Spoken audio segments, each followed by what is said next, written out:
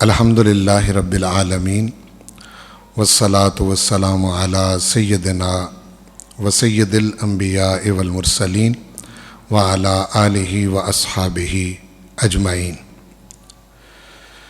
ناظرین و سامعین، الحمدللہ والشکر للہ، پروردگار نے ہم کو توفیق بخشی کہ ہم قرآن مجید پڑھ کر سمجھنے اور سمجھ کر پڑھنے کا سلسلہ شروع کر رہے ہیں۔ ہمارے پروردگار کی طرف سے اور ہمارے آقا کریم صلی اللہ علیہ وآلہ وسلم کی دی ہوئی ہدایت کے مطابق نماز پنجگانہ ہم سب پر فرض ہے۔ اس میں ہم سورۃ الفاتحہ کے بعد لازماً کوئی بڑی ایک آیت یا کم از کم چھوٹی 3 آیتیں، زیادہ کی کوئی حد نہیں، وہ ہم ضرور تلاوت کرتے ہیں، لیکن المیہ یہ ہے کہ ہم ان آیتوں کو سمجھے بغیر پڑھتے ہیں۔ ہم اللہ تعالیٰ کے فضل و کرم سے نماز پنجگانہ میں جن آیتوں کو پڑھنے کا سلسلہ شروع کر رہے ہیں، یہ آیتیں وہ ہیں جو یا ایہا الذین آمنوا کے پیارے خطاب سے شروع ہوتی ہیں۔ یا ایہا الذین آمنوا کا وہ خطاب ہے جو ہمارے آقا کریم صلی اللہ علیہ وآلہ وسلم کے واسطے سے پروردگار نے اہل ایمان کو عطا فرمایا ہے۔ جب وہ یہ پیارا خطاب ارشاد فرماتا ہے تو آگے کچھ کرنے یا نہ کرنے کا حکم دیتا ہے، یا اپنی طرف سے حضور علیہ الصلاۃ والسلام کے غلاموں کو کوئی نصیحت فرماتا ہے، تو ہم پر لازم ہے کہ ہم اپنے پروردگار کا حکم سمجھیں۔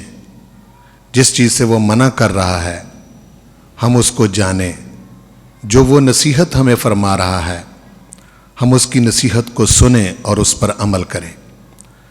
لہٰذا ہم اس سلسلے کو شروع کر رہے ہیں، اور یہ سورۃ البقرہ کی آیت نمبر 104 اور 105، یہ پہلا براہ راست خطاب ہے پروردگار کا رسول کریم صلی اللہ علیہ وآلہ وسلم کے غلاموں کو۔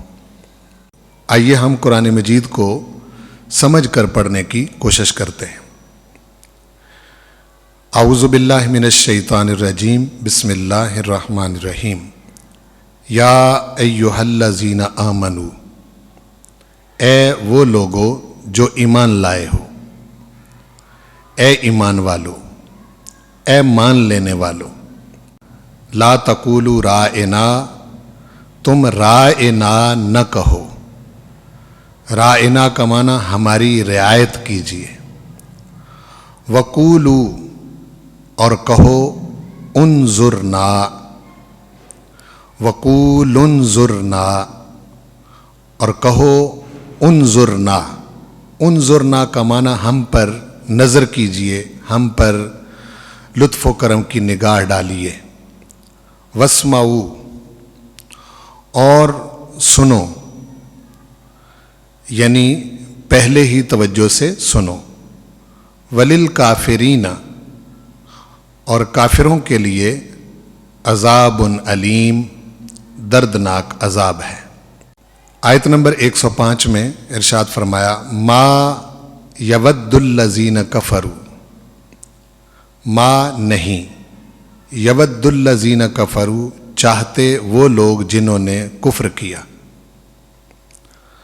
من اہل الکتاب، اہل کتاب سے، یعنی اہل کتاب میں سے جو لوگ کافر ہیں وہ نہیں چاہتے۔ ولل مشرکین، اور نہ مشرک چاہتے ہیں۔ کیا نہیں چاہتے؟ ان ینزل علیکم، کہ اتاری جائے تم پر، من خیر،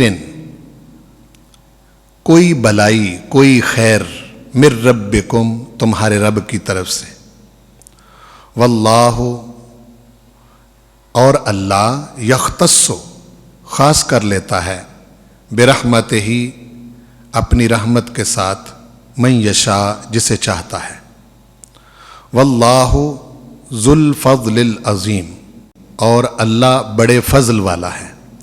ذو کا معنی والا، الفضل فضل، عظیم بڑے، واللہ ذو الفضل العظیم، اور اللہ بڑے فضل والا ہے۔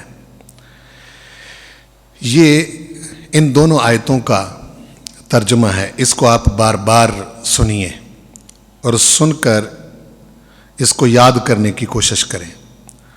آپ نے ان آیتوں کو میرے پیچھے پیچھے پڑھنا بھی ہے، ان کا ترجمہ بھی یاد کرنا ہے، اور جس دن کا یہ سبق ہو اس دن نمازوں کے اندر ان دونوں آیتوں کو آپ نے بار بار پڑھنا ہے، تاکہ اس کا مفہوم اور اس کا معنی آپ کے ذہن نشین ہو جائے۔ اب تھوڑی سی وضاحت اس آیت کی یوں ہے کہ حضور کریم صلی اللہ علیہ وآلہ وسلم کی خدمت میں جس طرح ایمان والے بیٹھتے تھے، اس طرح منافق، یہودی اور دوسرے مذاہب کے لوگ بھی بیٹھتے تھے۔ جس وقت حضور کریم صلی اللہ علیہ وآلہ وسلم کوئی بات ارشاد فرماتے تو بعض اوقات اجتماع میں جو سامنے لوگ بیٹھے ہوئے ہیں ان میں اپنی توجہ نہ ہونے کی وجہ سے کوئی بات سمجھ نہ پاتے، تو ایمان والے رائنا یا رسول اللہ کہتے۔ اس کا معنی یا رسول اللہ ہماری رعایت کیجئے، یعنی ہم اپنی توجہ نہ ہونے کی وجہ سے آپ کی بات کو سمجھ نہیں پائے، یا رسول اللہ ہماری خاطر اپنی بات کو دہرا دیجئے۔ اب یہ ایک ایسا لفظ تھا جس کے کئی معنی نکلتے تھے، اور چونکہ اس مجلس میں منافق اور یہودی بھی بیٹھے ہوتے تھے، وہ اگر فرض کریں کہ 50 آدمی بیٹھے ہیں تو ان میں ایک آدمی آہستہ سے عین کی زیر کو کھینچ کے رائینہ بول دے تو اتنے بڑے اجتماع میں پتہ نہیں چلتا، لیکن پروردگار وہ ہے جو سینوں کے رازوں سے بھی واقف ہے۔ اس کو معلوم ہوتا کہ میرے محبوب کی بارگاہ میں بیٹھنے والے کتنے ادب سے بیٹھے ہیں اور کون ہے جو بے ادبی کر رہا ہے۔ تو ایمان والے تو یہ تصور بھی نہیں کر سکتے تھے کہ وہ رائنا کے لفظ سے حضور کریم صلی اللہ علیہ وآلہ وسلم کی بارگاہ میں کوئی گستاخی کریں، لیکن اس لفظ کی آڑ میں یہودی اور منافق جو ہیں وہ عین کی زیر کو کھینچ کے رائینہ کہتے ہیں۔ نبی کریم صلی اللہ علیہ وآلہ وسلم کے حوالے سے وہ اس طرح منسوب کرتے کہ استغفر اللہ معاذ اللہ، حضور ہمارے چرواہے ہیں۔ یہ بے ادبی تھی۔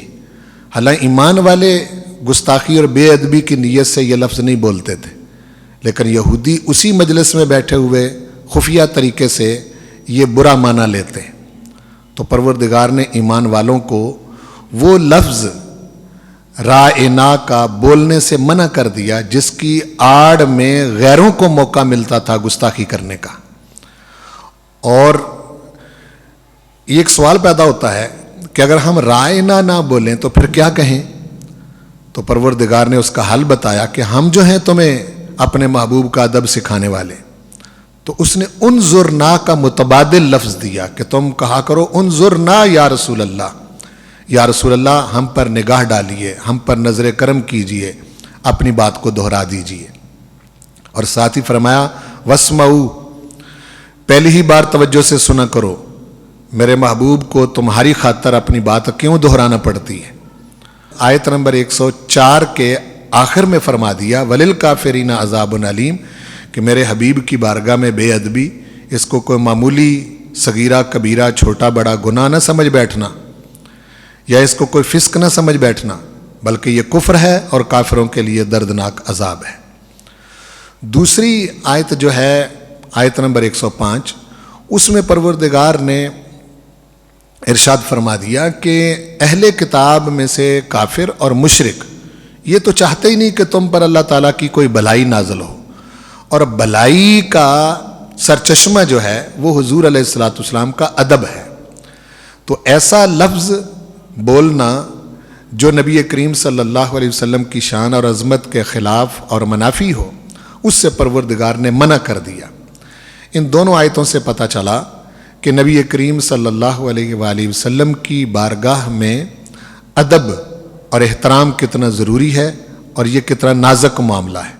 حضور کریم صلی اللہ علیہ وآلہ وسلم کی بارگاہ میں اشارے کنایے سے بھی کسی قسم کی بے ادبی کی اجازت نہیں، بلکہ ایسا لفظ تک بولنے کی اجازت نہیں جس سے غیروں کو بے ادبی کا موقع ملے۔